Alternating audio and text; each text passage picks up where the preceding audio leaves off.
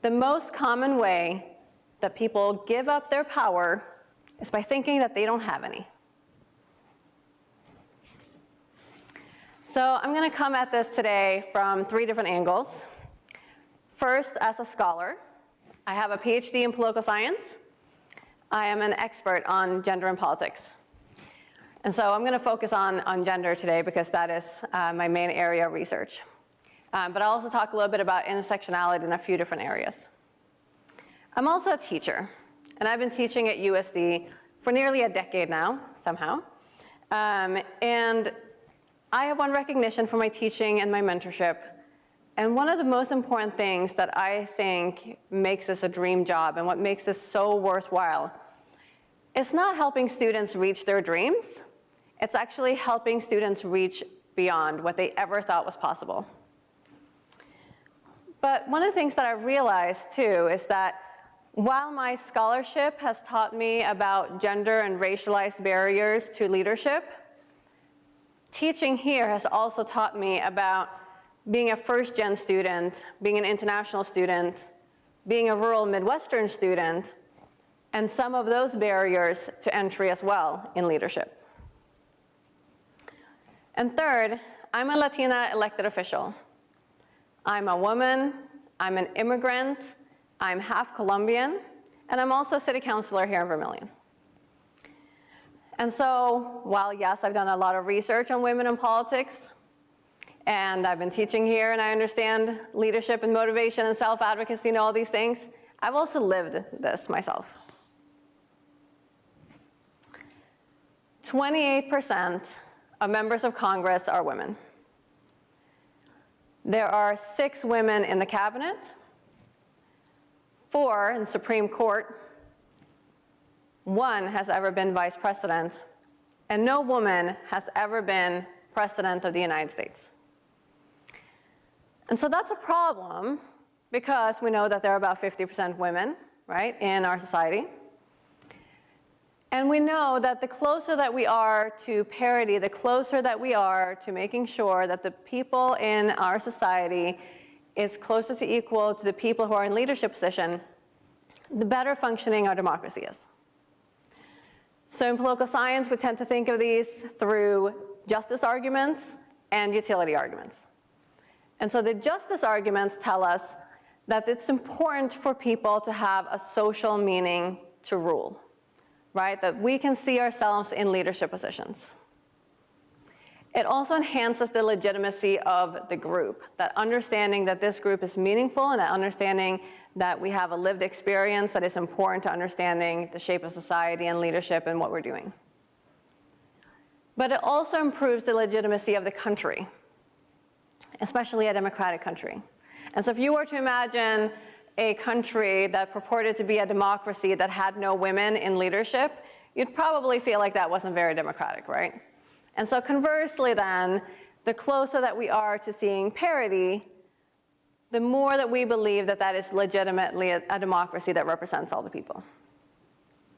But there are also utility arguments, like having women in leadership positions and having women in politics is useful. Women lead differently.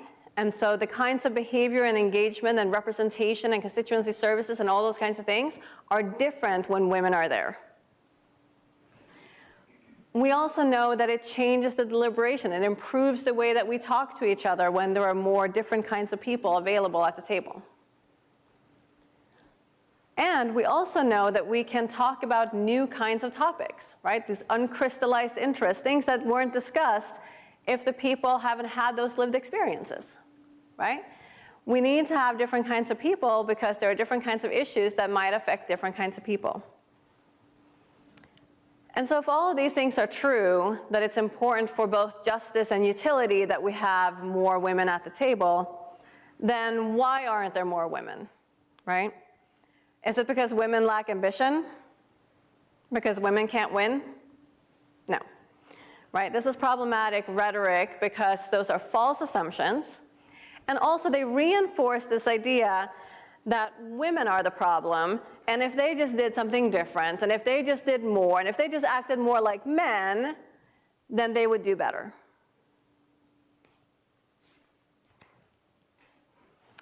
So what if the problem isn't with women, right? Maybe the problem is with how we define leadership itself. What it means to be a leader, right? How we think about a leader. When children have been given opportunity through research to describe how they think of a leader and draw a leader, they tend to draw men, and they tend to use more masculine kinds of terms, because this is how we have defined leadership in our society. But also the leadership roles sometimes very practically interfere with the kinds of roles that women often or are expected to hold, such as caretaker roles.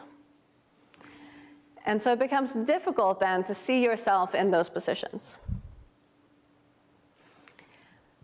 And so thinking then about this ambition, right, this inner drive to do something and do better than you did before, how could it be that women just don't have ambition? I just can't believe that's true, right? And so maybe it's not that women don't have ambition, maybe it's that they don't want to run for office because the way we think about leaders doesn't match the expectations of who women are, but also the practical realities of being in a leadership position don't match the kinds of functions that we see ourselves in our roles in society. When children are 5 years old, an equal number of boys and girls want to be president. But as they grow up, that gap widens. And so fewer and fewer girls and women want to be president than boys and men. And so why is that? There's a socialization that happens, and there are cultural barriers, and there are social resource barriers to winning and running for office. And so yes, we have these cultural ideas about what is women's role in society, and what are men's role, and what should we be doing, and who are we, right? And some of those come from traditions and religion and language and all of these kinds of cultural ideas, right? And we also have a lot of social resources that are really important for running for office. Running for office takes time, it takes money, it takes civic skills, it takes networks, and women, broadly speaking, around the world tend to have fewer of those resources. But aside from that part about like what it takes to run for office and what it takes to win office, right? Like why aren't women running for office? Well, a lot of these things also become internalized, right? It's not just the culture and the people around me who are saying that women shouldn't run for office. Maybe I think I shouldn't run for office, right? Maybe I question my value and my ability to run for office. Maybe I have all the civic skills and the network and the time and all of those things that are needed, the education. But maybe I'm less socialized to recognize those as skills for public office. And so gender shapes systems, institutions, and all of these perceptions and expectations of leadership. We have a socialization that happens. Political socialization is extraordinarily important to how we think about ourselves and how we think about our society. And boys are more likely to be given the opportunity to think about politics as a possible career path than girls are. Boys are more likely to engage with political information and sort of have political conversation with their families than girls are. Boys are more likely to be encouraged to join organized sports and think about winning than girls. Boys and men are more likely to be encouraged to run for office than girls. And boys are more likely to see themselves as qualified to run for office than girls are. And so we see this not only in politics, we see this on the job market too, right? If you take a job ad and you line up men and women to ask them if they would apply for this job, when women see the job ad, they're going to want to make sure that they match all of the required qualifications and ideally most of the additional recommended qualifications before they apply for that job. For men, as long as they match like most of those required qualifications, it's fine, right? Let them say no to me, we'll figure it out, right?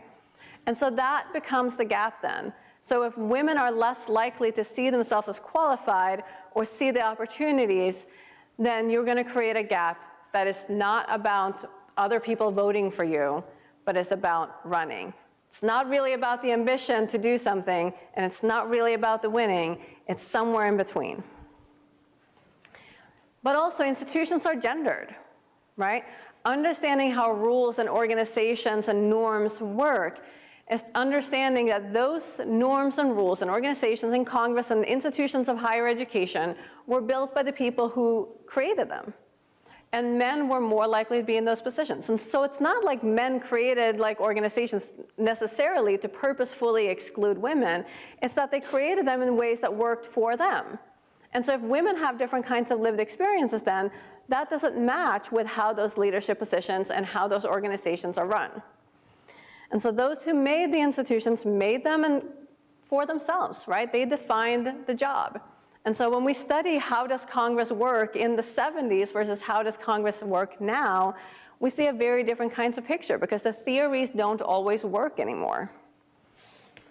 And so taking all of these things together then, we know that more women will run when they get more support from the community, when there's public financing available, when they are asked to run, especially receiving a request from the political party or from important community leaders, when they feel like they have greater financial security, when they believe that they have more free time, obviously when they have greater interest in politics, when they have more experience, and when they can actually recognize their credentials as political assets.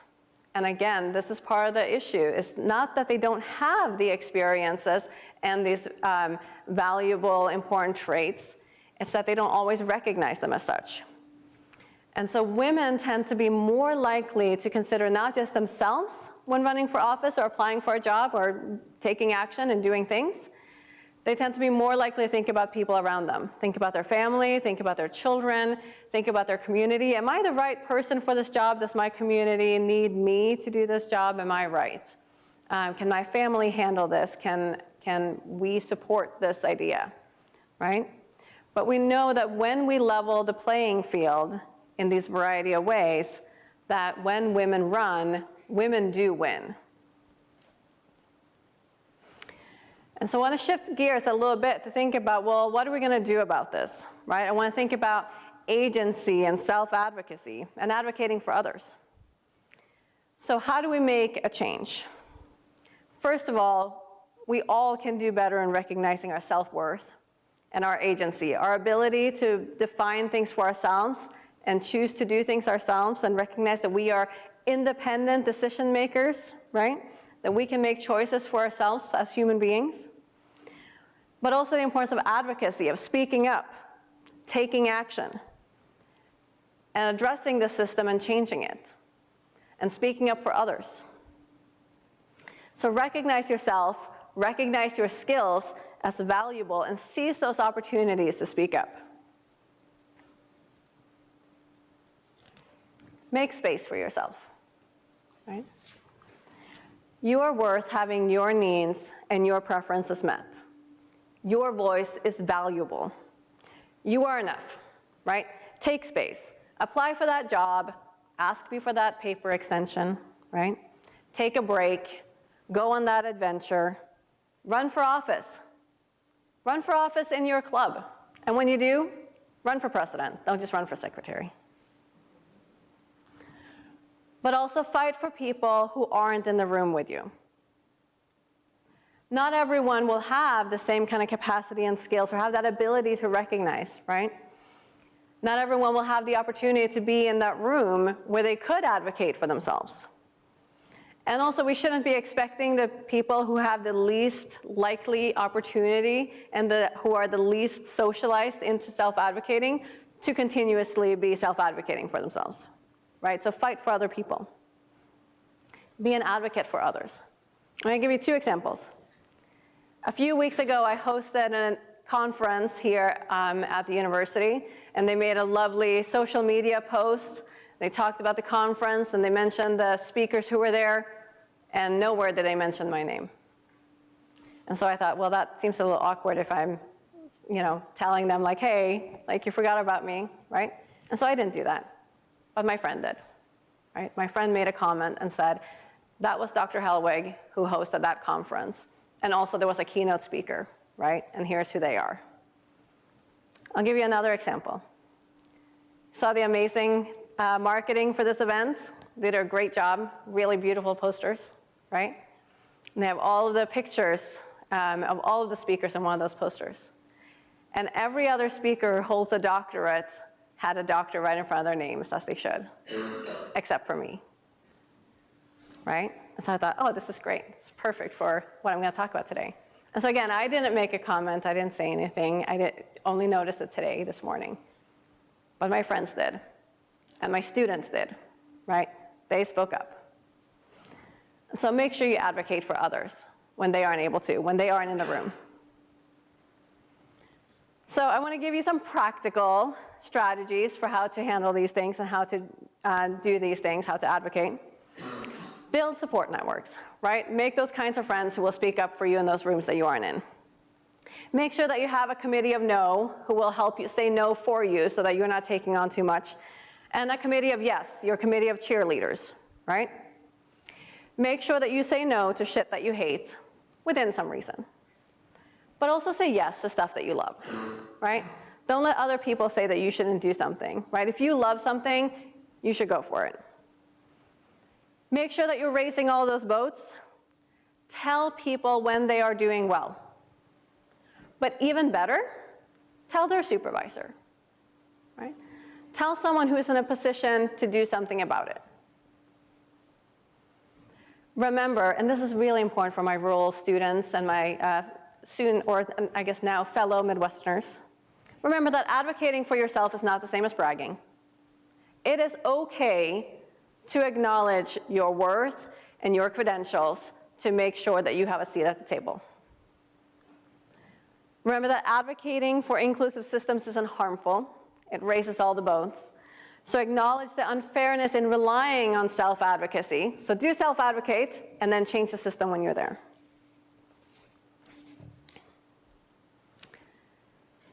Shift the focus from individuals acting and adapting to the system. Try to change the system itself. One of the things that we recently did at City Council was that we changed the time from 7 p.m. start time to 6 p.m. You know how much better it is for me to be able to get home before bedtime than in the middle of it, right? So much better.